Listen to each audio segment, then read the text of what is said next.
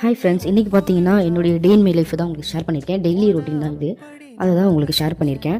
எப்பவும் போல் காலையில் துணியெல்லாம் துவச்சி வாஷிங் மிஷினில் எடுத்து காய போடணும். ஃபஸ்ட்டு லோடு வந்து ஃபினிஷ் ஆகிடுச்சு, துவச்சி முடிச்சிருச்சு. அதை எடுத்து ஒரு பக்கெட்டில் மாற்றிட்டு திருப்பி நெக்ஸ்ட் லோடு வந்து போட்டிருக்கேன். இன்றைக்கி வெயில் நல்லா ஜாஸ்தியாக இருக்கிறதுனால நான் வந்து 2 லோடு போட்டேன். நேற்று பார்த்தீங்கன்னா வெயிலே இல்லை, ரொம்ப மந்தமாக இருந்ததுனால நான் மிஷின் போடலை. அதனால தான் இன்றைக்கி 2 லோடாக போடுற மாதிரி ஆயிடுச்சு. பட் இருந்தாலும் ஓகே தான், இன்றைக்கி ஈவினிங்குள்ளே துணியெல்லாம் காஞ்சிரும். அந்த நம்பிக்கையில் போட்டுட்டேன் 2 லோடு.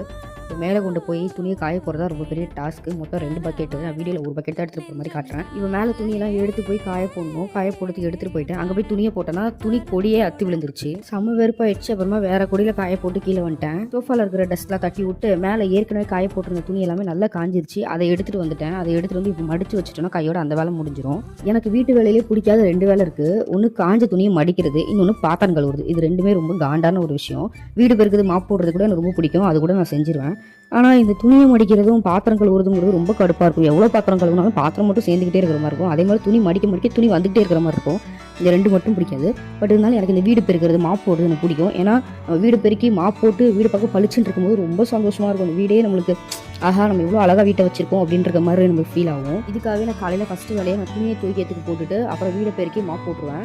அதுக்கப்புறம் தான் நான் கிச்சன் வேலைக்குள்ளேயே நான் என்ட்ராவேன். பிரேக்ஃபாஸ்ட் செய்யறதுக்கு முன்னாடி எனக்கு ஃபஸ்ட்டு வீடு க்ளீன் பண்ணிடணும். பண்ணதுக்கப்புறம் தான் நான் வந்து நெக்ஸ்ட் அந்த வேலைக்கு நான் போவேன். ஃப்ரிட்ஜை 3 நாளைக்கு ஒரு வாட்டி நம்ம க்ளீன் பண்ணிடணும். ஏன்னா ஃப்ரிட்ஜில் நம்ம சாப்பிட்ற பொருள் வைக்கிறதுனால நான் வந்து அடிக்கடி க்ளீன் பண்ணி வச்சுக்கிட்டோம்னா கொஞ்சம் சுத்தமாக இருக்கும். நம்ம சாப்பிட்ற பொருள் வைக்கிற இடம். ஸோ நம்ம எந்த அளவுக்கு நம்ம க்ளீனாக வைக்கிறோமோ அந்தளவுக்கு நமக்கு நல்லது. இப்போ வீட்டில் ஆல்மோஸ்ட் க்ளீனிங் ஒர்க் வந்து முடிஞ்சிருச்சு. இப்போ நெக்ஸ்ட் பார்த்தீங்கன்னா மாப்பிங். இப்போ நம்ம வீட்டுக்கு மாப் போட போகிறோம்.